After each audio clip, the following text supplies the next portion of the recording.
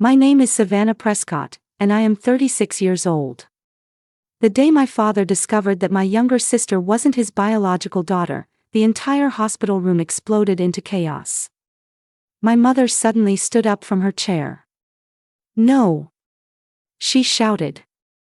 "You can't trust that test." The doctor froze. My sister, Tessa, started crying. And my father, lying weak in a hospital bed waiting for a kidney transplant, looked at my mother as if he had never seen her before. Then I slowly pulled an old photograph from my purse. The moment my mother saw it, all the color drained from her face. "What is that?" my father asked. I placed the photo on his bed. Beside it, I placed my late husband's phone.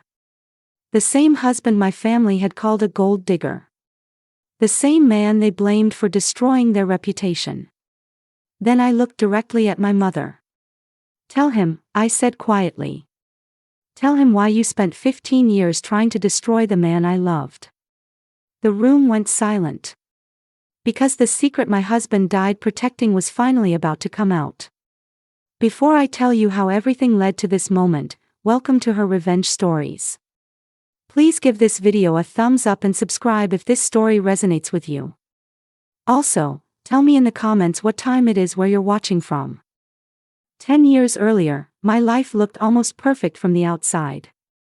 I grew up in Cedar Ridge, Illinois, in a family everyone seemed to admire. My father, Grant Prescott, owned Prescott Manufacturing Group, a company that had been in our family for 3 generations. His name carried weight in town. People listened when he spoke. Local politicians attended our charity events. Business leaders invited him to private dinners. My mother, Lorraine Whitaker Prescott, came from one of the oldest and wealthiest families in the state. She was elegant, respected, and deeply involved in community organizations. People constantly described her as graceful, generous, and sophisticated. Together, my parents were the couple everyone wanted to be. Then there was my younger sister, Tessa.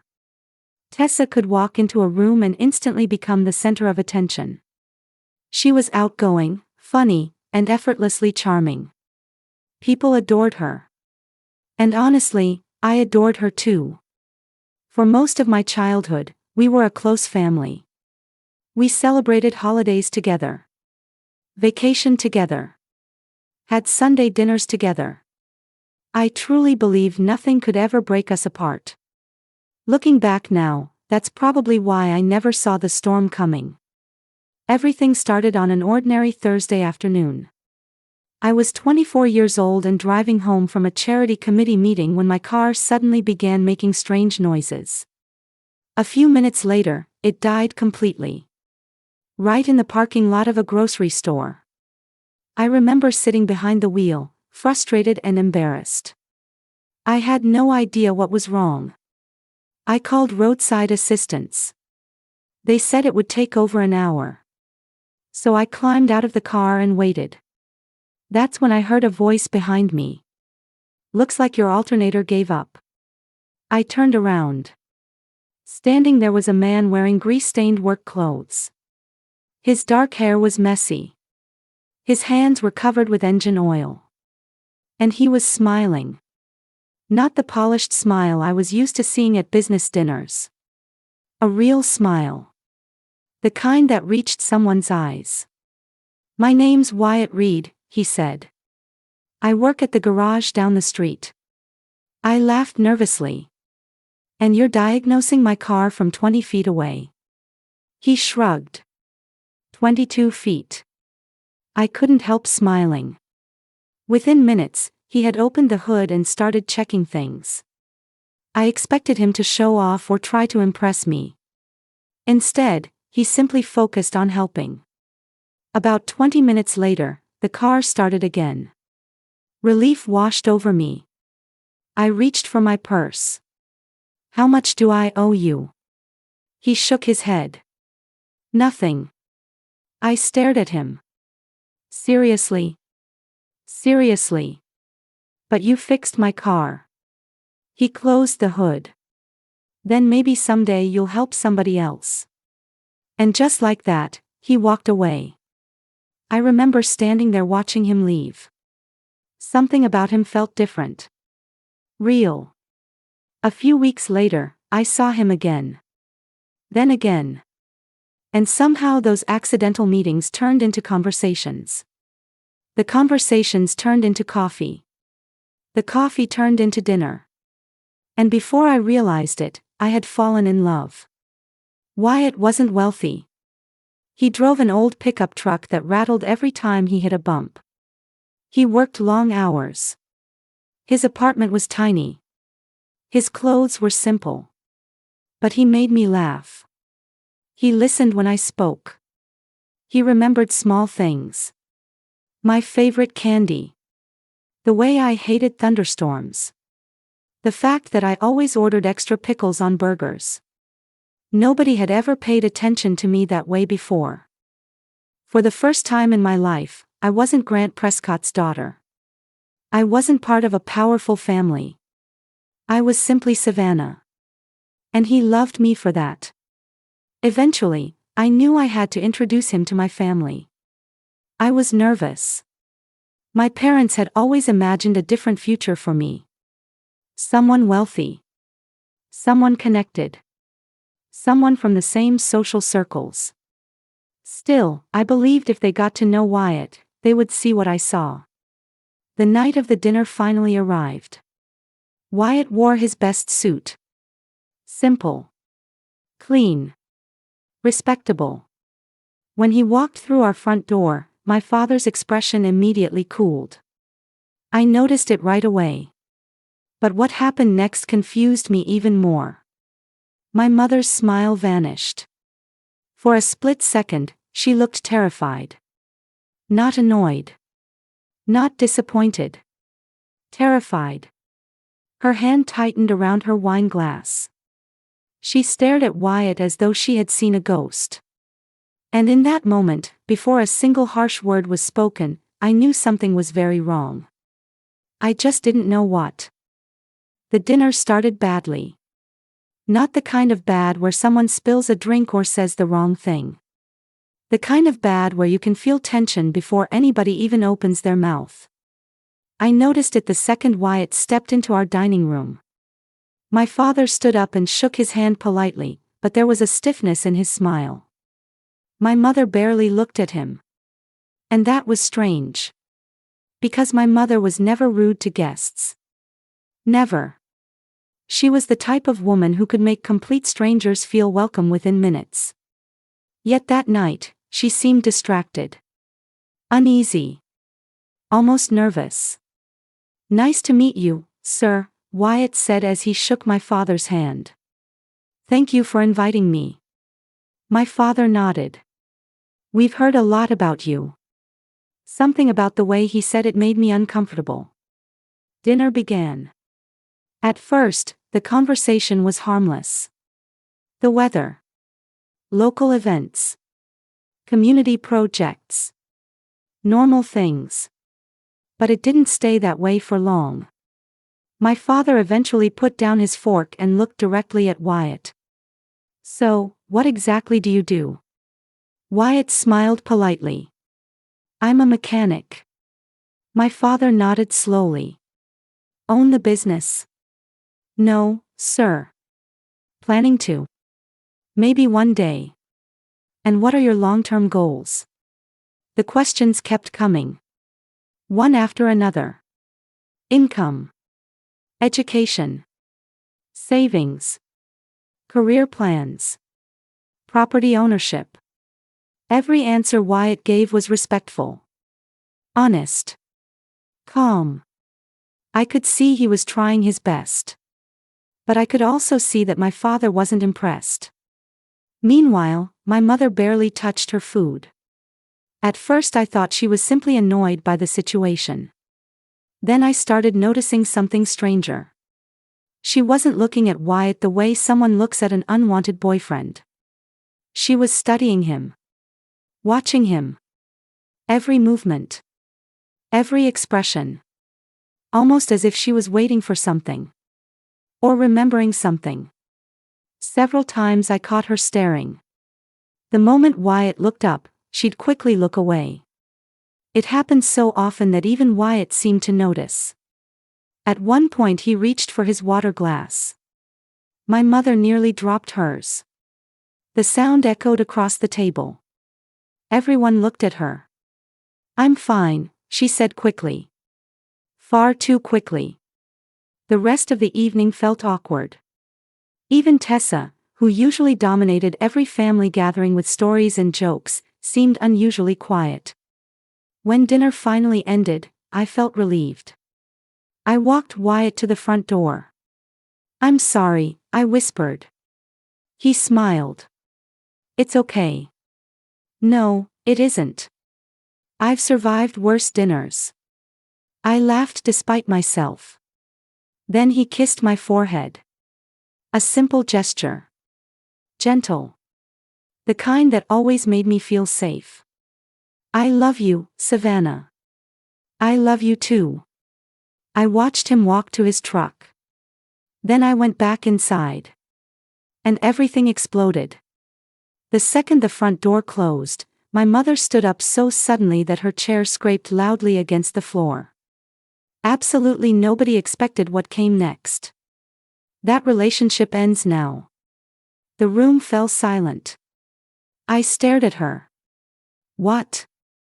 You heard me." My father looked surprised too. "Lorraine." "No." She pointed toward the door. "That man is completely wrong for this family." I felt my stomach tighten. "Mom, you barely know him." "I know enough." Her voice was sharper than I had ever heard before. "He's unsuitable." I blinked. Unsuitable. Embarrassing. The word hit me like a slap. My father frowned. "I agree that there are concerns." "There are far more than concerns," my mother interrupted. "He's a threat to everything this family stands for." Now even my father looked confused. "A threat?" he asked. But she ignored him. Her eyes locked onto mine. "You will end this relationship." "No." The answer came out before I could stop it. For a moment, nobody moved. Nobody spoke. Then Tessa let out a disappointed sigh. "Honestly, that hurt more than I expected." "Come on, Savannah," she said. "You can't seriously think this is your future." I turned toward her. "What does that mean?" She folded her arms. "It means you're smarter than this." The room suddenly felt smaller. Hotter. More suffocating. I looked back at my mother. What is really going on? Neither of them answered. Because deep down, I knew something wasn't right. This wasn't about money. It wasn't about social status. It wasn't even about family reputation. There was something else. Something my mother wasn't saying. Something hidden behind every glance she gave Wyatt. Every time his name was mentioned. Every time she looked at him. And for the first time in my life, I found myself wondering whether my mother was afraid of something. Or someone. And somehow, I had the feeling that someone was Wyatt. Despite everything that happened after that dinner, Wyatt and I stayed together. If anything, the pressure from my family brought us even closer. There were days when I questioned myself. Days when my mother's words replayed in my head. Days when I wondered if loving Wyatt was worth losing the people who had raised me. But then he would show up with coffee after a long day. Or leave a note on my windshield telling me to have a good morning. Or sit beside me in silence when I was stressed without asking me to explain anything. And somehow, all the doubts would disappear. For the first time in my life, I felt certain about something. I loved him. Then everything changed. I still remember the morning I stared at the pregnancy test in my bathroom. My hands were shaking. I looked at it once. Then twice. Then a third time. The result didn't change. I was pregnant. For several minutes I just sat there on the floor. Terrified. Excited. Confused. Every emotion hit me at once. When I finally told Wyatt that evening, his reaction surprised me. I expected panic.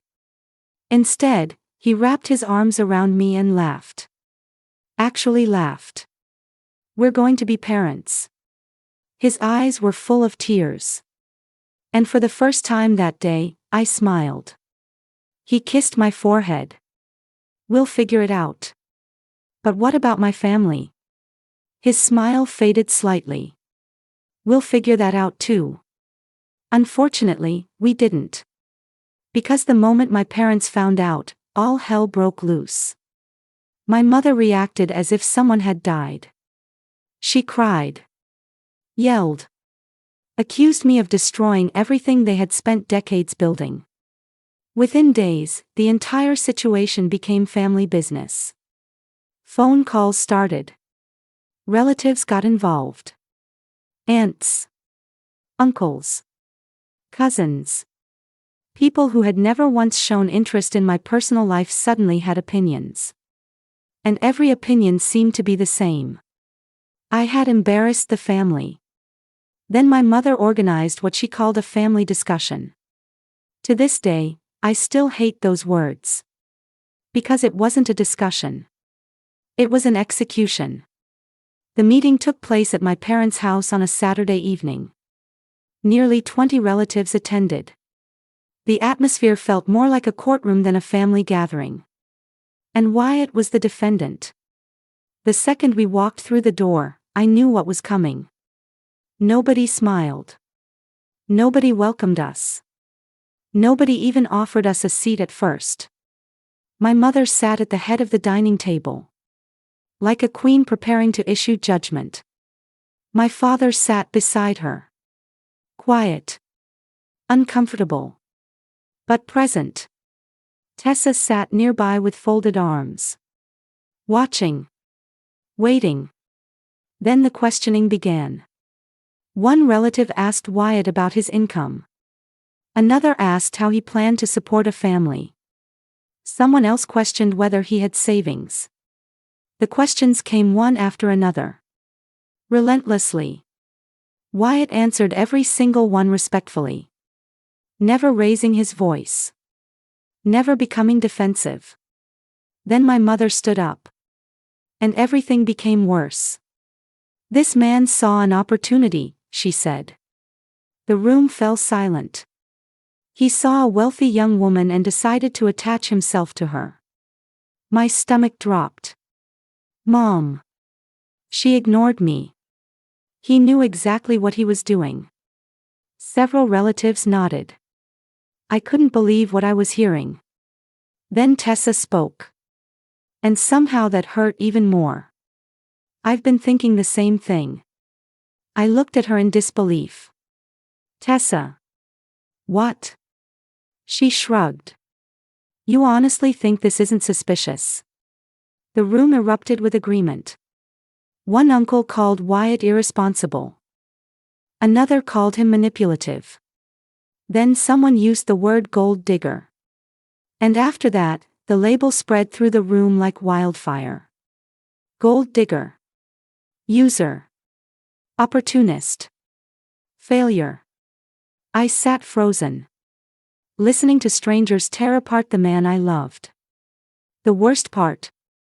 Wyatt never attacked anyone back. Not once. Instead, he stood up calmly and looked directly at my parents. "I love your daughter." Nobody responded. "I never asked her for money." Silence. "I never asked for anything from this family." Still silence. Then he took a deep breath. And said the one thing I will never forget. "I want to marry Savannah." For a brief moment, the room became completely still. I thought maybe. Just maybe. Things might finally change. But then my mother laughed. Actually laughed. A cold, cruel sound that made my skin crawl. And in that moment, I realized something terrifying. This meeting had never been about finding the truth. The decision had already been made before Wyatt ever walked through that door. He wasn't there to defend himself. He was there to be condemned. And my mother intended to make sure nobody ever believed him. I barely slept after that family meeting. Every word that had been said about Wyatt kept replaying in my mind. Gold digger. Opportunist. Disgrace. The worst part wasn't hearing those things from distant relatives. It was hearing them from people I loved. People who were supposed to know me better than anyone. The next morning, Wyatt picked me up and drove me to a small park near the edge of town. It was one of our favorite places. Nothing fancy. Just a quiet lake, a few benches, and trees that swayed whenever the wind picked up. For a while, neither of us spoke. Then he reached for my hand. "I'm sorry you had to go through that." I looked at him. "No. I'm sorry you had to." He gave me a small smile.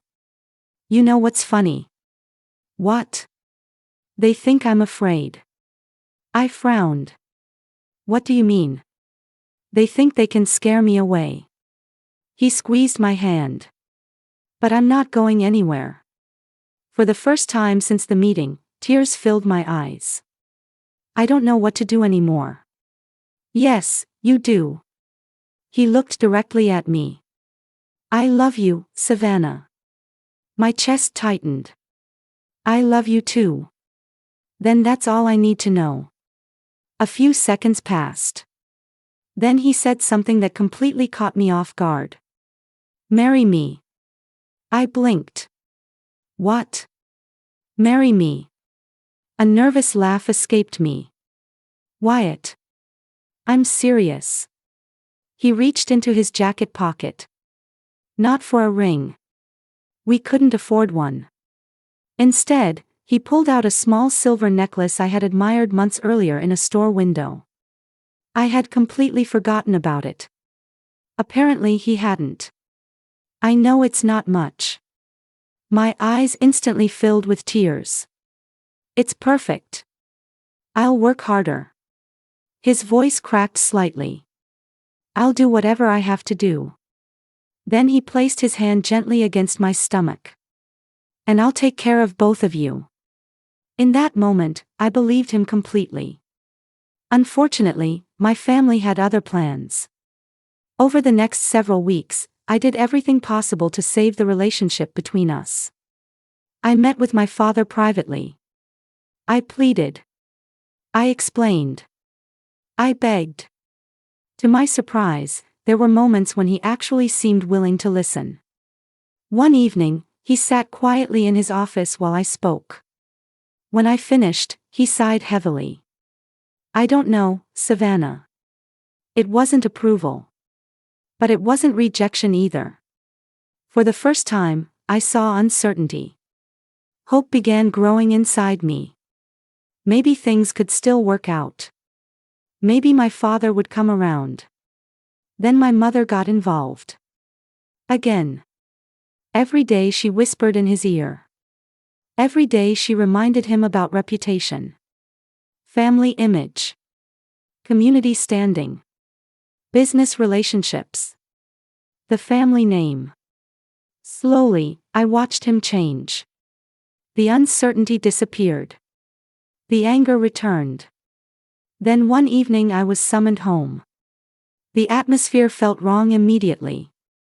My father was standing near the fireplace. My mother sat on the couch. Tessa stood nearby. Nobody smiled. Nobody greeted me. I knew this wasn't a conversation. It was a decision. My father spoke first. "You have one final choice." My stomach dropped. I looked at my mother. She wouldn't even meet my eyes. Then he continued. "You will terminate this pregnancy." The words hit me like a physical blow. "And end your relationship with Wyatt." Silence filled the room. I honestly thought I had misunderstood him. "Dad." His expression didn't change. If you refuse, you will no longer be part of this family. Tears immediately filled my eyes. You can't be serious. I am. I looked desperately toward my mother. She simply nodded. Accepting it. Supporting it. Almost as if she had been waiting for this moment. Then I looked at Tessa. Even she looked away. Nobody was on my side. Nobody. The room felt smaller with every passing second. Finally, I wiped my tears. And made the hardest decision of my life. I'm keeping my baby. My father's face hardened. And Wyatt? I choose him too. The silence that followed was devastating. Then my father pointed toward the front door. Get out. My heart shattered. Dad. Get out. I stood frozen. Unable to move. Unable to breathe. The home where I had spent my entire life suddenly no longer belonged to me. And before midnight that same night, carrying 2 suitcases and a broken heart, I walked out of my childhood home. Not knowing it would be the last time I lived there as a daughter. The apartment Wyatt and I moved into was barely bigger than my childhood bedroom. It sat above an old laundromat on the east side of town. The carpet was worn. The kitchen cabinets didn't close properly. In winter, cold air slipped through the windows no matter how many blankets we stuffed around them. But it was ours. The first night, we sat on the floor eating takeout because we couldn't afford a dining table. Wyatt raised a plastic cup of soda. To our mansion. I laughed so hard I nearly cried. Looking back, I think we both knew life would be difficult. We just didn't realize how difficult. Within months, bills started piling up. Rent. Utilities. Car repairs. Medical appointments. Groceries.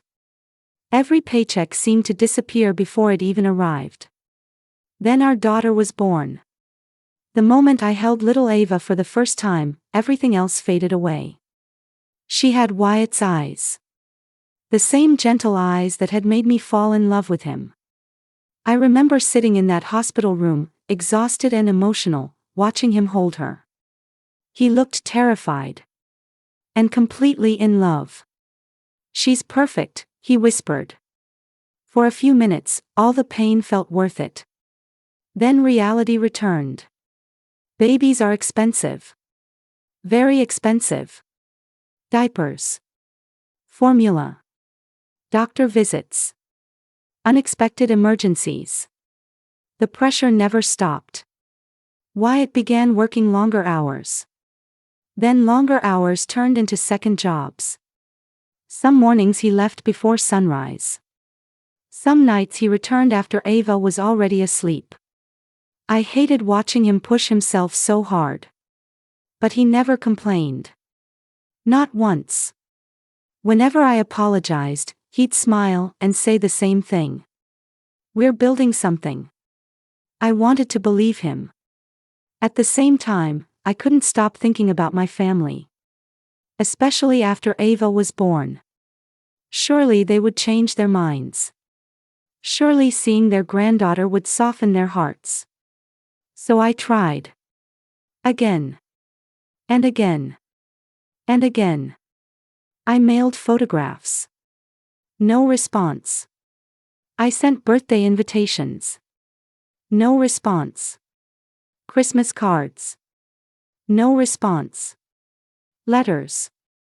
Voicemails. Emails. Nothing. The silence became its own form of rejection. The worst part wasn't that they ignored me. It was knowing they were choosing to ignore Ava too. A little girl who had done absolutely nothing wrong. Years passed. Ava took her first steps in our tiny living room. Spoke her first word. Started kindergarten. Lost her first tooth. Every milestone was beautiful. And painful. Because my parents weren't there for any of it. Meanwhile, Wyatt remained the strongest person I knew. Even during the hardest times, he somehow found reasons to smile. Yet every now and then, he would say something that left me unsettled. Usually when conversations turned toward my family. One evening, while helping Ava with a puzzle, he suddenly looked at me and said, "You don't know everything about your family." I frowned. "What does that mean?" He immediately looked away. "Nothing." "No, seriously. It's not important." But it clearly was. Because it wasn't the first time. Over the years, he made similar comments more than once. Each time I pressed for answers. Each time he refused. And each time he looked strangely uncomfortable afterward. I never understood why. Then tragedy arrived without warning. Wyatt started feeling tired all the time. At first we blamed stress. Then exhaustion. Then overwork. But deep down, something felt wrong. Tests led to more tests. Appointments led to specialists. Specialists led to devastating news. I still remember sitting in that sterile office when the doctor explained the diagnosis. My world collapsed. The months that followed were brutal. Hospital visits became routine.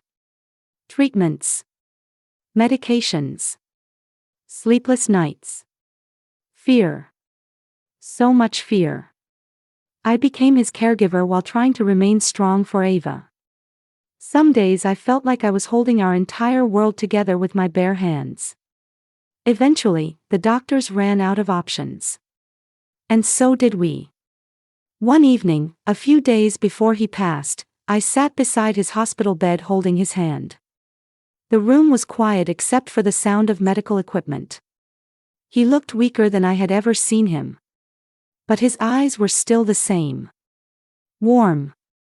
Kind. Steady. Then he squeezed my hand. "Savannah." My throat tightened. "Yeah." He smiled faintly. "Your mother was always afraid of me." The word stunned me. I stared at him. "What are you talking about?" His smile grew slightly. Sad this time. Almost apologetic. "One day you'll understand." I leaned forward. "Wyatt, please tell me." But he simply shook his head. And no matter how much I asked, he never explained. A few weeks later, I buried my husband. And along with him, I thought I buried the answers to a mystery that had haunted me for years.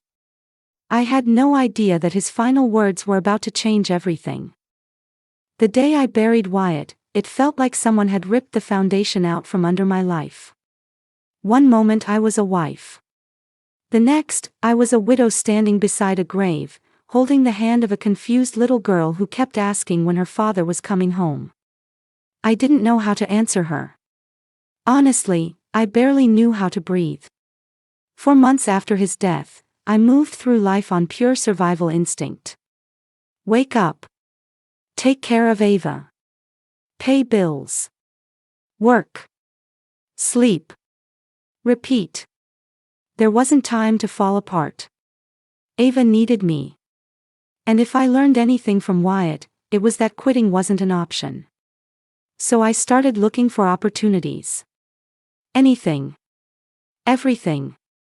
Eventually, I launched a small delivery coordination service from our apartment.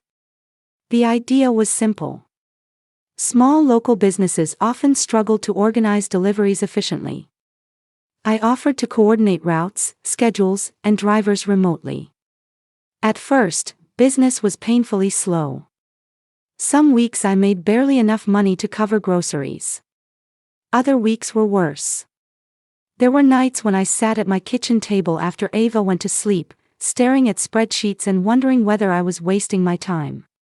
More than once, I almost gave up. But every time I considered quitting, I thought about Wyatt. And somehow I found the strength to keep going. Years passed. Slowly, things improved.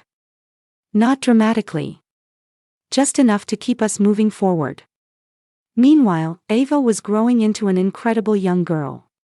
She inherited Wyatt's kindness, his curiosity, his determination. And she was brilliant. By the time she reached middle school, her teachers constantly praised her creativity. Then one spring, she entered a statewide young inventors competition. I didn't think much of it at first. Thousands of students participated every year. The odds of winning were tiny. But Ava spent months working on her project. Every evening after school, she sat at the dining table sketching designs, building models, and making adjustments. She refused to quit. Just like her father. The competition took place in Chicago. When they announced third place, Ava wasn't called. Then second place. Still nothing. I squeezed her hand. "It's okay, sweetheart." She smiled nervously. Then the announcer reached first place.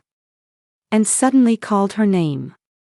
For a moment, neither of us moved. I honestly thought I had heard wrong. Then the crowd started applauding. Ava looked at me with wide eyes. "Mom." I was already crying. The award included a $25,000 educational scholarship and additional development funding. It was more money than either of us had ever imagined.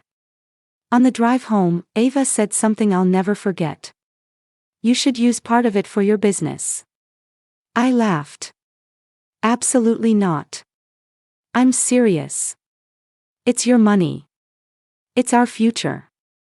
That conversation changed everything. After weeks of discussion, we invested a portion of the funding into expanding operations. New software. Better equipment. Additional staff. The results exceeded every expectation. Within a few years, the business exploded. New contracts arrived. Large companies signed on. Revenue increased dramatically. For the first time since Wyatt's death, I felt something unfamiliar. Stability. We weren't rich. But we were comfortable. And for once, I wasn't terrified of the future. Then something happened that changed everything. One afternoon, I received notice that my parents were clearing out an old storage property they no longer used. Through a family attorney, I was informed there were still a few boxes containing items from my childhood. Curious, I went to retrieve them. The storage building sat on the edge of town. Dust covered everything. The air smelled old. Forgotten. I spent hours sorting through boxes filled with photo albums, school projects, and family keepsakes. Then I opened a drawer inside an old wooden cabinet. And found a photograph. At first, it seemed ordinary.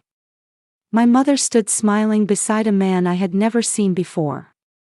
But something felt strange. Very strange. The picture wasn't taken at a family event. Or a social gathering. Or anywhere I recognized. I flipped it over. My breath caught instantly. Written on the back was a date. A date that stopped me cold. Because it matched a period of time Wyatt had once hinted about years earlier. The same period he always refused to explain. For the first time since his death, I felt a chill run through my entire body. And suddenly, his final words echoed inside my head. "Your mother was always afraid of me." I stared at the photograph. Then back at the date. And a question I had buried for years came rushing back. Who was this man? And why had my mother hidden him? I couldn't stop thinking about that photograph. For days, it sat on my kitchen table. Every time I walked past it, I found myself staring at the unfamiliar man standing beside my mother. The date on the back bothered me even more. It matched the same period Wyatt always became uncomfortable discussing. The same period connected to his strange warnings. Eventually, curiosity became obsession. I needed answers. So I started investigating. The back of the photograph contained the faded name of a hotel. Not far from Cedar Ridge. A place called the Willow Crest Inn. The building was still standing, though barely. When I arrived, it looked nothing like the elegant place shown in old advertisements. The paint was fading. Several windows were boarded up. The parking lot was almost empty. Inside, only a handful of employees remained. Most of the staff from that era had long retired. For hours I got nowhere. Nobody recognized my mother. Nobody recognized the man in the photograph. And then I met an elderly retired receptionist named Harold. The moment he saw Wyatt's picture, everything changed. His expression froze. I noticed it immediately. "You knew him?" I asked. Harold looked down at the photograph. Then back at me. "That young man caused quite a bit of trouble years ago." My pulse quickened. "What kind of trouble?" He hesitated. Almost as if he regretted speaking. Then he sighed. "Your husband worked here briefly when he was younger." I felt my stomach tighten. Harold pointed at the photograph.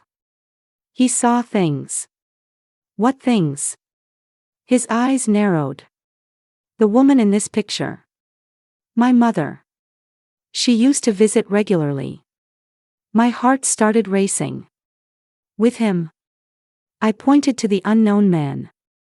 Harold nodded slowly. "Not her husband." Suddenly, the room felt smaller. Warmer. Harder to breathe. Then Harold said something that changed everything. "One afternoon, I overheard her confronting your husband." I stared at him. "What did she say?" His answer sent chills through my body. "She told him to mind his own business." I felt frozen. Harold continued. "She knew he had seen her with that man." Every piece suddenly began falling into place. The fear. The hatred. The hostility from the moment Wyatt entered our home. My mother hadn't hated him because he was poor. She hated him because he knew something. Something dangerous. Something she had spent years hiding. The drive home felt surreal. For the first time, I finally understood what Wyatt had been trying to tell me.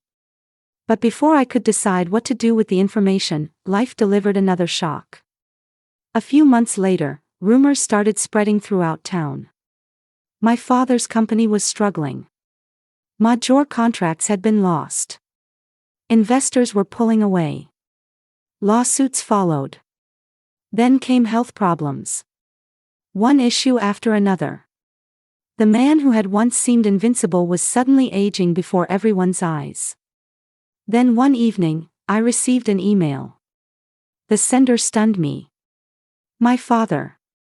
The first direct message I had received from him in years. The email was short. Almost painfully short. "Please come to St. Andrew Medical Center. It's important." No explanation. No details. Nothing. For hours I debated whether to go. Part of me wanted to ignore it. The same way they had ignored me. The same way they had ignored Ava. But eventually, curiosity won. The next morning, I drove to the hospital. Nothing could have prepared me for what I found.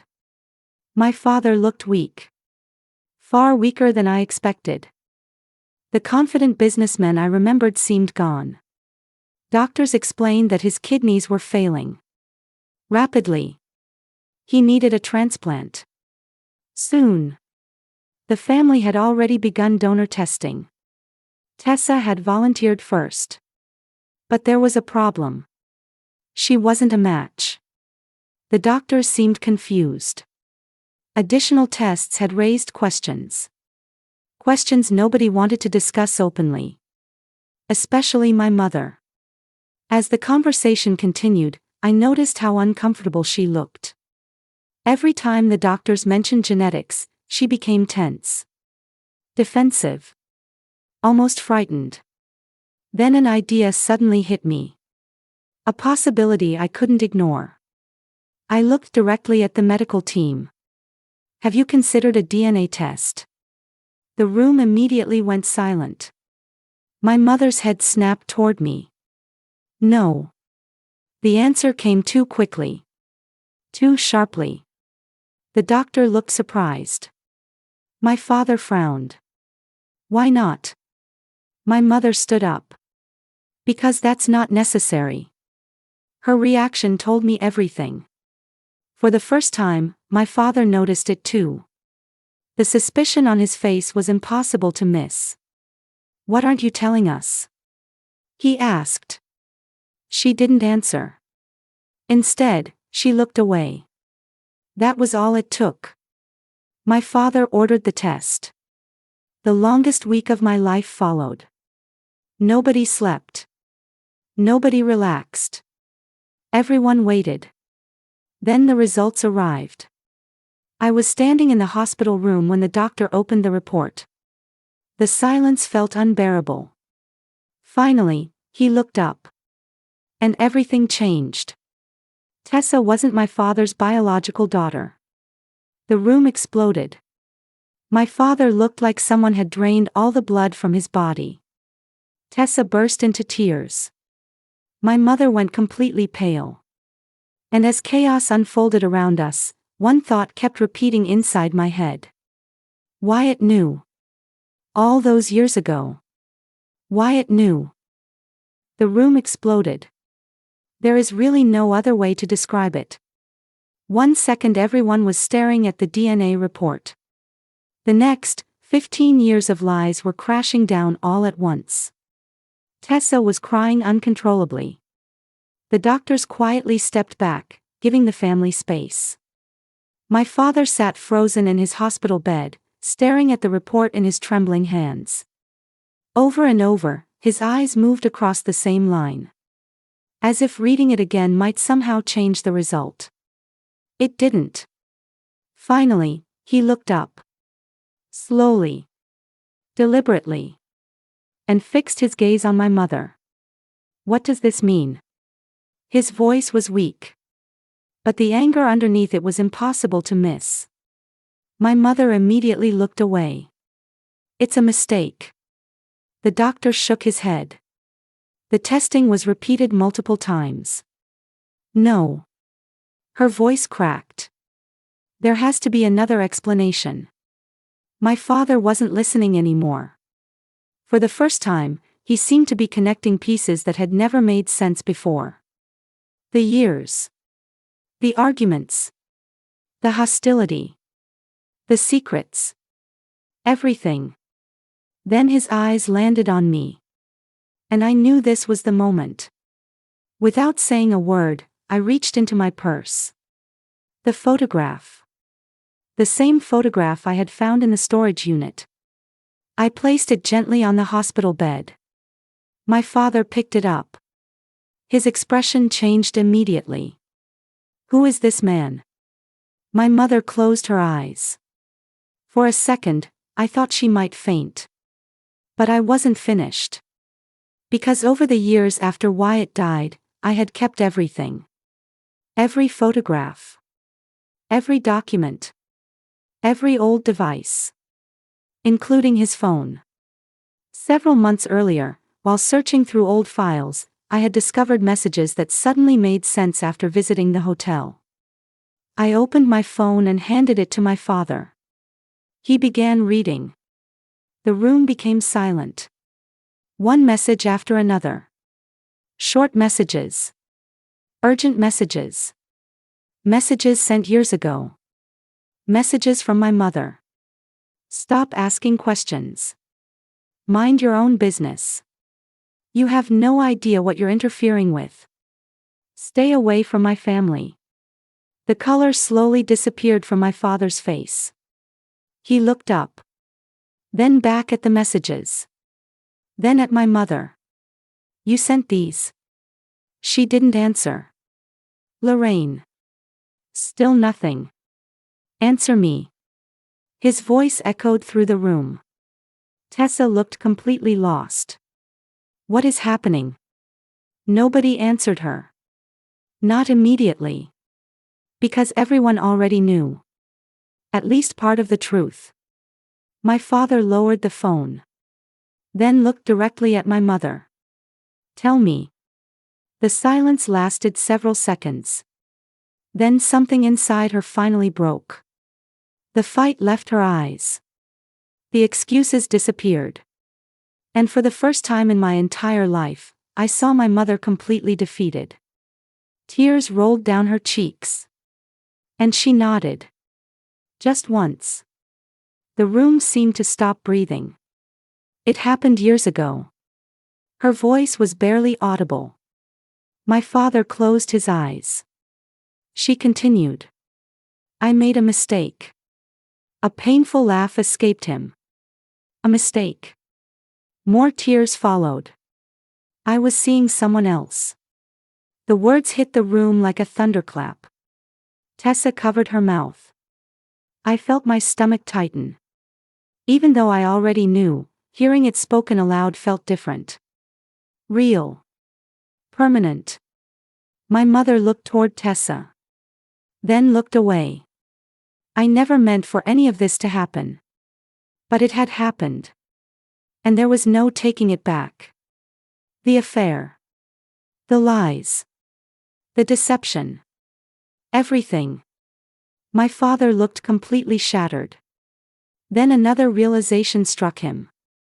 I watched it happen in real time. His eyes suddenly widened. And he turned toward me. Then toward the phone. Then toward the photograph. Then back toward my mother. Wyatt knew. My mother started crying harder. That was all the answer he needed. The pieces finally locked together. The reason she hated him. The reason she opposed our relationship. The reason she manipulated every conversation. The reason she convinced the entire family that he was a gold digger. The reason she turned my pregnancy into a scandal. The reason she pushed so hard to destroy our future. It had never been about social status. Never about money. Never about family reputation. Wyatt had simply become a threat. Because he knew her secret. And she couldn't risk him exposing it. My father buried his face in his hands. The room remained silent.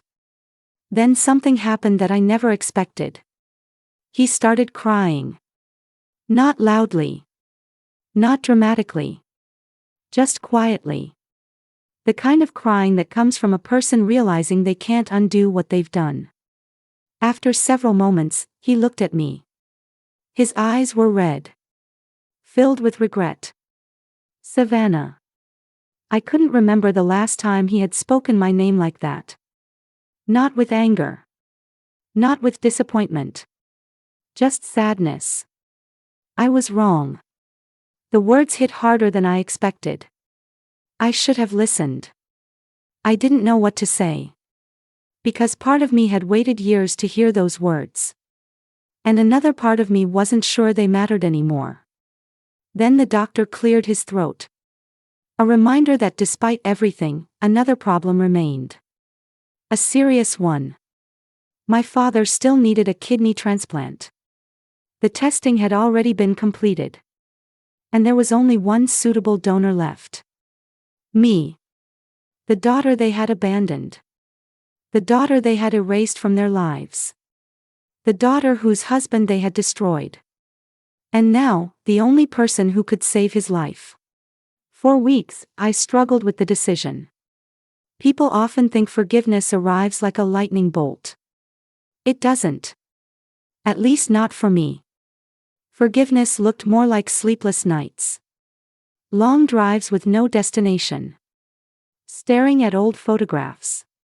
Remembering every painful moment I had spent crying after being thrown out of my parents' house. The humiliation. The rejection. The birthdays they missed. The holidays they ignored. The years they pretended their granddaughter didn't exist. Part of me wanted to walk away. Nobody would have blamed me. Not after everything that had happened. One evening, I was sitting at the kitchen table when Ava joined me. She was old enough now to understand most of what had happened. She quietly listened while I talked through my fears. When I finished, she sat silently for a moment. Then she said something I will never forget. Dad would have helped him. I felt my throat tighten immediately. Because she was right. Wyatt had every reason to be bitter. Every reason to hate my family. Yet he never did. Even after the humiliation. Even after the lies. Even after losing everything. He never allowed anger to define him. And suddenly, I knew what I needed to do. A few weeks later, I donated my kidney. The surgery was successful. My father survived. The recovery wasn't easy for either of us, but we made it through. Life afterward looked very different. My mother's secret became impossible to hide. The reputation she had spent decades building collapsed almost overnight. Many people distanced themselves from her. Others simply couldn't look at her the same way again. As for Tessa, her world had been turned upside down. She spent years searching for answers about her biological father and trying to understand who she really was. It wasn't easy. But for the first time, she was living with the truth. My father changed more than anyone. The proud man who once cared about appearances above everything else seemed gone. In his place was someone quieter. Humbler. Regret followed him everywhere. For years, he tried to rebuild the relationship he had destroyed. And slowly, piece by piece, we found our way forward. I forgave him. But forgiveness didn't erase the past. Some wounds heal. Others become scars. And scars never completely disappear. Months later, Ava and I visited Wyatt's grave. The sun was beginning to set. Orange light stretched across the cemetery. A gentle breeze moved through the trees. I placed fresh flowers beside his headstone. Then I stood there quietly.